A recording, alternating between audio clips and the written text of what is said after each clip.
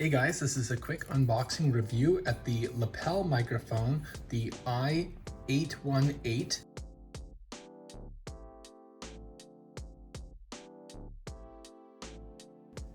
So here's what it comes with.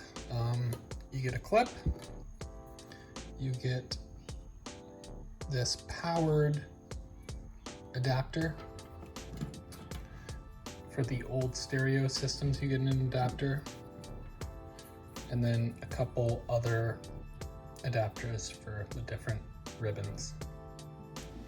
And this is how my normal voice sounds on the iPhone XS Max without any additional microphone.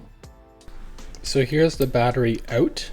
I actually had the battery in the wrong way, so it's pretty much the same as battery out. So now I'm going to put the battery in and we'll see how it sounds.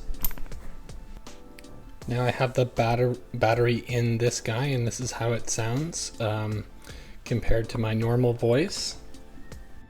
Now I'm back on the microphone of my XS Max, and as you can tell, it's very much improved. And if you're serious about recording anything and you want great audio, definitely worth checking this out. It's the Lapel i-818. Thank you very much, and I hope you have a great day.